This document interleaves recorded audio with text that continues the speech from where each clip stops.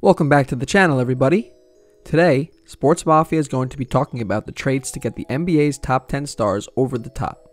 But before we get started, please click the icon in the bottom right corner of this video to subscribe to this channel. Once you've subscribed, please comment, "I subscribed," and we promise we will personally reply to your comment. Thank you, and let's get started. First up is Miami adds a playmaker. The trade, Andre Iguodala and a 2020 first-round pick for Spencer Dinwiddie and Dzanan Musa. The Brooklyn Nets have a pair of superstars in Kevin Durant and Kyrie Irving who could have competed for top 10 status had they had healthy 2019-2020 campaigns. Both obviously command a ton of ball handling and playmaking responsibility, something Spencer Dinwiddie grew accustomed to this season. Dinwiddie has started 49 of his 64 appearances in 2019-2020, posting averages of 20.6 points and 6.8 assists. He could be effective in a lesser role, but if Brooklyn wants to move him for more of a supplementary player, the Miami Heat could offer the defense, experience, and championship pedigree of Andre Iguodala. The 36-year-old wing is well past his prime, but he wouldn't likely be pushed beyond his capabilities alongside KD and Kyrie. Defend, move the ball, and take the occasional catch-and-shoot attempt, a role he magnified as a Golden State Warrior. On the other end of the deal, Miami would get another playmaker to slot in alongside Jimmy Butler and Bam Adebayo. The Heat's ability to initiate an attack from either wing, as well as the top of the key or high post with Bam, would supercharge an offense that already ranks 7th in the NBA. The hang-up, of course, might be Dinwiddie's 2021-22 player option. Miami is angling for cap space in 2021, the year Giannis may enter free agency. That would probably be a bigger concern than including a first-round pick in this particularly weak draft class. Next up is Portland breaks up its core. The trade, Ben Simmons for CJ McCollum, Anthony Simmons, and a 2021 first-round pick. This one depends on two teams looking at their rosters and deciding they want to move on from the status quo. Last season, Damian Lillard and CJ McCallum took the Portland Trail Blazers to the conference finals, their deepest playoff run together. This season, they enter the bubble outside the playoff picture. Injuries have depleted the roster, but whether they have even the potential to be a title-contending duo is up for debate. On the other coast, Joel Embiid and Ben Simmons are posting their worst two-man net rating. In fact, during their 3 years together, that number has dropped from plus 16.2 in 2017-2018 to plus 9.5 in 2018-2019 to plus 2.0 this season.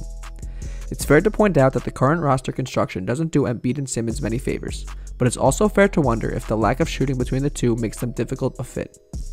Swapping McCollum for Simmons could help both teams. McCollum gives Philly more perimeter shooting, which would make it more difficult for defenses to key on Embiid's post-ups. Simmons could be a bigger version of Draymond Green to Lillard's Stephen Curry. Of course, the Sixers' point guard is younger and likely has a higher career ceiling, so Portland would have to up the ante to shore up the trade logic, hence the addition of a first-round pick and Anthony Simmons. The young guard has been woefully inefficient this season, ranking 315th out of 331 players in box plus-minus this season, but he's still just 21 and has shown flashes of upside. He famously closed his 2018-2019 rookie campaign with a 37-point performance against the Sacramento Kings. If both teams were interested in moving on, something along these lines makes sense. Next up is Denver's Big Three. The trade, Gary Harris, Michael Porter Jr., Keita Bates-Diop, and a 2021 first-round pick for Bradley Beal. "I hate change," Bradley Beal wrote of the possibility of leaving the Washington Wizards for the undefeated.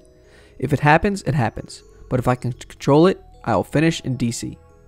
The Wizards appear to feel the same way about Beal, the 27-year-old guard averaging 30.5 points per game in 2019-2020. But as long as John Wall's contract is on the books, and there are 3 years and approximately $133 million left on the behemoth, Washington may find it difficult to build a title contender around Beal. And by the time the deal is done and Beal is 30, he may be on the back end of his prime. That Washington wants to hang on to its star makes sense. Players like Beal don't come along often, but if the front office takes a hard look at the future, it might start to get curious about what kind of return Beal would net. The Denver Nuggets are one team that might be able to make a trade worth the Wizards' while. Gary Harris is a solid shooting guard, but his contract is clearly the salary matching piece here. Adding Michael Porter Jr. to Rui Hachimura would give Washington one of the game's most intriguing young combo forward duos.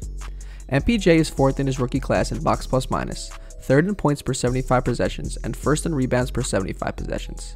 Among rookies with at least 100 3-point attempts, he's 1st in 3-point percentage and 2nd in true shooting percentage.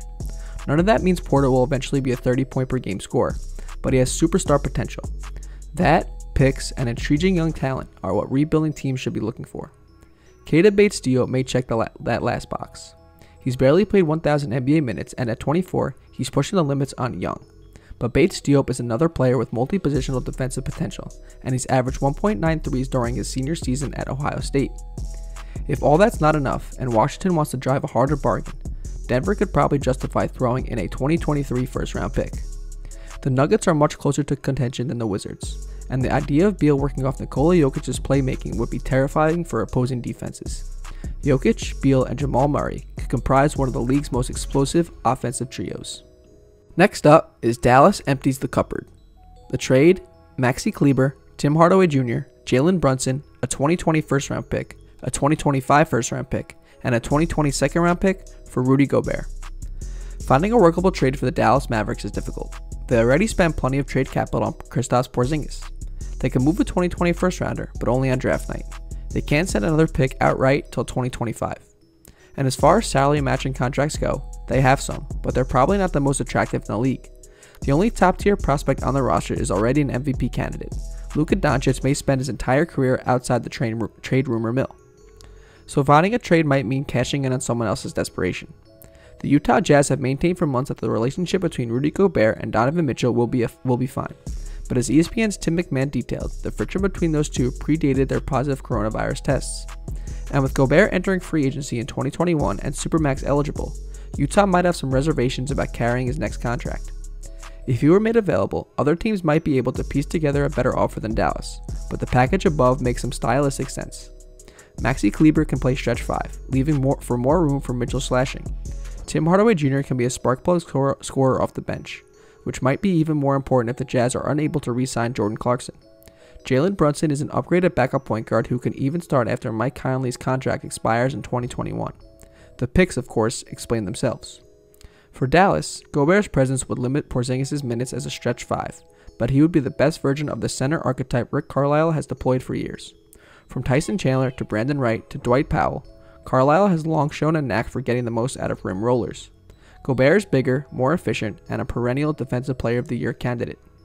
With the floor spread around a Luka Gobert pick and roll, the all-star big man would convert loads of lobs, and his presence would instantly raise the defense's ceiling. Next up, Houston gets a little bigger. The trade: James Johnson for Eric Gordon. Another team that's tough to forecast in terms of 2020 offseason trades, the Houston Rockets may have exhausted their last option when they moved Clint Capella shortly after the shutdown. That is, unless they want to move Russell Westbrook. For now, let's leave that nuclear option off the table. If Malik Beasley signs a monster of an offer sheet in restricted free agency, the Minnesota Timberwolves may be in the market for a shooting guard. In 14 games, Beasley averaged 20.7 points and shot 42.6% from 3, showing Minnesota how valuable that kind of offense can be from the 2. Eric Gordon doesn't offer the same upside as Beasley, and his contract is pretty onerous too, but he's experienced, plays solid defense, and can space the floor around D'Angelo Russell, Karl Anthony Towns pick and rolls. And for salary matching purposes, his contract is similar to James Johnson's, assuming Johnson doesn't pick up his 2020-2021 player option. Johnson doesn't offer the same scoring punch, but he fits in well as a potential playmaking 5 who can vertically challenge attackers at the rim better than PJ Tucker. And with James Harden and Westbrook on the roster, there aren't a ton of extra scoring opportunities to go around anyway. Lineups with those two guards, Johnson, Tucker, and Robert Covington, could switch all over the floor on defense while maintaining the ISO-heavy offense and Westbrook's point center role on the other end. Next up, the Clippers get even more switchable. The trade: Patrick Beverley, Lou Williams, and a 2022 second-round pick for Aaron Gordon. In November, The Ringer's Kevin O'Connor reported that the Orlando Magic were on the market for additional scoring help. Things haven't improved much since then. As the league prepares for its restart, Orlando is 22nd in points per 100 possessions. The Nets are the only team heading into the bubble with a worse offense. Despite the fact that he's heading into his age 34 season in 2021, Lou Williams could help the Magic on this front. Over the last 3 seasons, all with the Los Angeles Clippers, Williams has averaged 20.6 points, 5.4 assists, and 1.9 threes while shooting 36.1% from 3. The Magic could come closer to living up to their nickname on offense with lineups that include him, Evan Fournier, and Nikola Vucevic. Patrick Beverley, meanwhile, would help them on both ends of the floor. Despite standing 6'1", he can guard multiple positions. And on offense, he's okay with standing on the perimeter as a catch-and-shoot option while teammates dominate the ball. Losing Aaron Gordon isn't ideal, but a healthy Jonathan Isaac looks poised to seize his role. For the Clippers, this wouldn't be an easy deal to make. Williams has been the lifeblood of the second unit since his arrival. Beverley may be that for the entire team. But while Gordon is in the midst of a down year statistically, His length and athleticism in lineups that include Kawhi Leonard and Paul George would make it already scary defense. Imagine the switchability of those three all over the floor. Each is capable of taking on the opposition's number one option, meaning the two who aren't are free to terrorize lesser scoring threats. On offense, losing Williams and Beverly isn't ideal, but there's more than enough playmaking potential from Kawhi and PG to make up for that.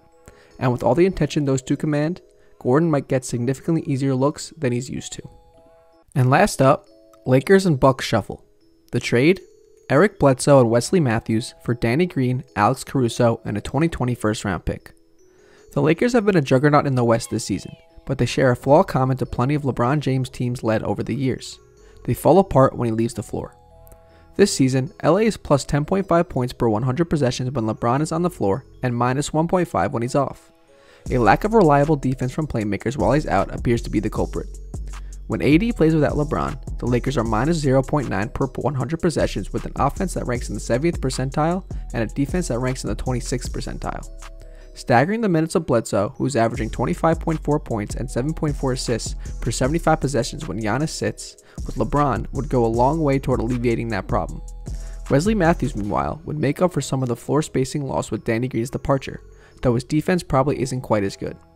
For the Bucks, getting a first-round pick might help soften the blow of giving up the best player in this deal, but Green certainly helps too. The Bucks' model of surrounding Giannis with as much shooting as possible has been a good one, and Green is a more reliable shooter than Bledsoe. His size also makes him a bit more believable as a multi-positional defender. He won't do nearly as much on his own, but the Bucks already have Giannis and Middleton to handle most of the playmaking duties. The addition of Alex Caruso to this deal is no small thing either. He's a feisty defender and explosive finisher who can make bench celebration-inducing plays. None of them measure up to Bledsoe individually, but a guard platoon of Caruso, Dante DiVincenzo, and Pat Connaughton might provide enough value to make up for his loss. That's it for today's Sports Mafia video. Thank you for watching. If you liked this video and want to see more Sports Mafia content, click the circle subscribe button so you never miss a single video. Hope you enjoyed!